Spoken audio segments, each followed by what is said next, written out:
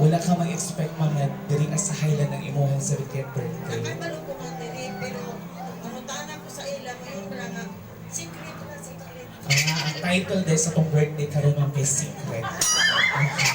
But it seems like this is not a secret because you have a lot of guests.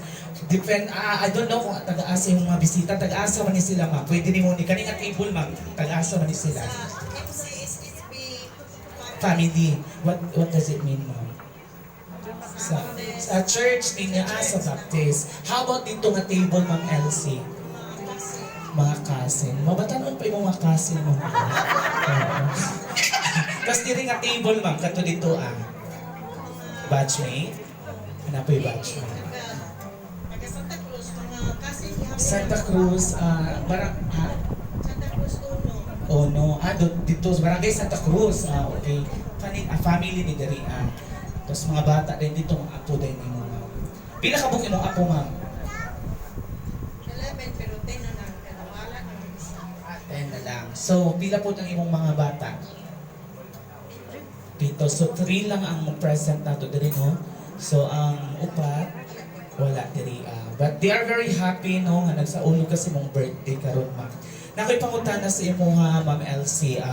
Unsa ang imong pinaka-precious memory sa imong 70 years? Karon, Ang karon. Ang pagsaulog sa imong 70th birthday na niabot pataani na panrigon, no? Luyo sa mga kakulian, no?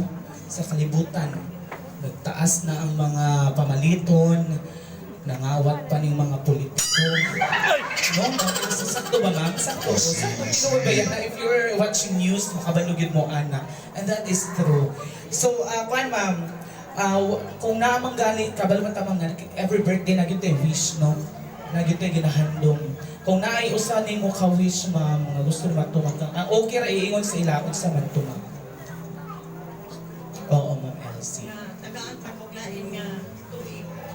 Dugang katuigan, kahimsog sa panglawas, no, ilikay sa mga kakulian o mga. Oo. Pero you don't look like kuan, Ma'am Elsie, 70. Lagi legit. Gaya na gani abi na ko og kuan 65th birthday. Kaya pero di baba sa og 5 kay naggabi man imong lakaw-lakaw gud ko 65. Do you kuan, ma'am, nag-inom kag milk? Anlin? What's your milk, ma'am? Wow! You can ensure you di ay. Anyway, one last question, Ma'am Elsie. If there is one advice that you can give to our young ones here, no, sa atong mga kabatan-unan nga naa diri, unsa nga advice ang imo ikahatag nila about sa kinabuhi, no? Kay sila padulong pa man pud na sila mag-mature, maabot pud sila sa point nga magsaulog sila dito. Unsa man imong advice nga ikahatag sa ila? Sa amo ako kay pa man pud 18 pa man ko. Makalungit nila ang ila ginikanan. Pareha sa ako, magimahal yun ko sa ako. May palakpakan naman siya.